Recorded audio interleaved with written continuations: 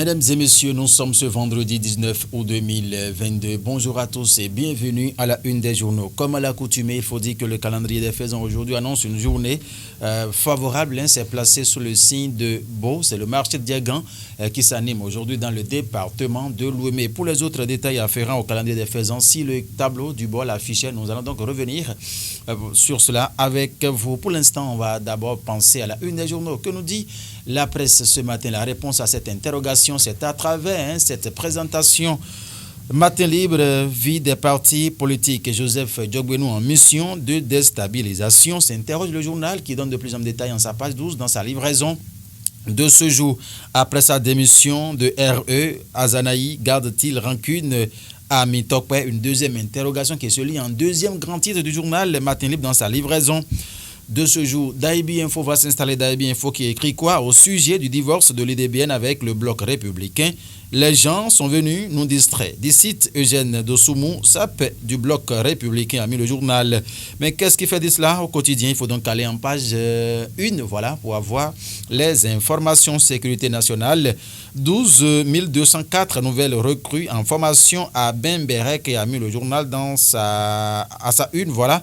Ce matin, démission et ralliement fantaisiste au sein des partis politiques. La réforme du système partisan a rude épreuve, a titré le journal. Vie des partis politiques toujours. Le PRD en meeting se joue à Porto Novo, a mis Daibi Info à ça une ce matin. L'actualité qui met en grand vague de démission au sein du BR. Les conséquences d'une gestion non fédérateur, s'interroge le journal. Et si on remplaçait la tête, se demande le journal. Décès de l'ancien ministre Padonou Djidjoro, le professeur François Abiola rend un vibrant hommage à l'illustre disparu. L'actualité a donc mis ce titre plutôt en grand ce matin. S'intéresse toujours à l'actualité politique pour écrit. Après sa démission du bloc républicain, Karamatou Fagbou adhère au PRD, a mis le journal L'actualité ce matin face aux vagues de démission tous azimuts. Joseph Fifame Diogbenou met en garde sa troupe, a écrit à sa une. L'information, c'est beaucoup plus détaillé dans ses colonnes, dans sa livraison de ce jour. Le leader du jour, Olivier Fouenou, a titré quoi ce matin? Pour un financement harmonieux de la conservation de la biosphère du WAP. La fondation des savanes ouest-africaines en mode extension vers le Burkina Faso et le Niger. L'engagement du conseil d'administration de la direction exécutive des experts des trois pays renouvelés, a mis le journal à sa une ce matin. C'est donc le leader du jour. Nord-Sud quotidien à présent écrit quoi? Législatif 2023. La classe politique sans éthique. Erreur de communication chez Prudentieux, a mis le journal Nord-Sud ce matin.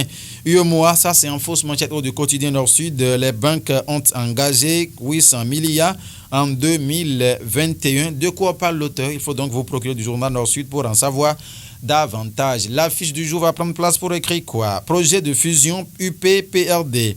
Le PRD en congrès extraordinaire ce jour. L'information s'est détaillée en page 3 du journal.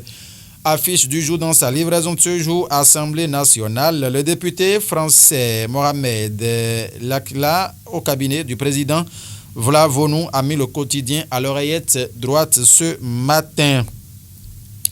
Nous continuons. Du coin info va prendre place pour écrire quoi? Pour l'an 5 du groupe de presse d'Abarou, Barnabas Orou Kouman sort l'artillerie lourde. C'est du coin info qui titre cela en grand ce matin. Ça, c'est en premier titre. En fausse manchette au gala féminin de football de Faridat Naro Assouma.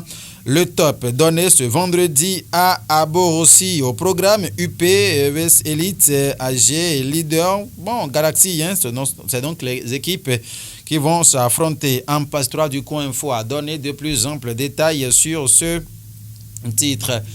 Le palais écrit quoi? En fausse manchette, il faut lire Bénin. Exposition d'A à la Marina.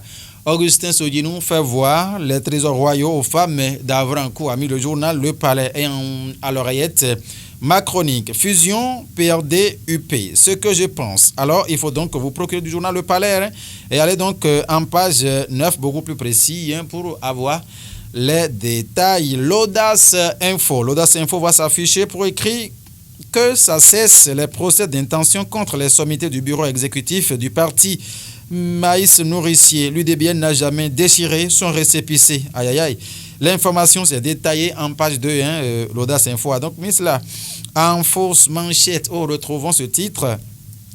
Deuxième édition du Festival international Zogbin annoncé du 23 au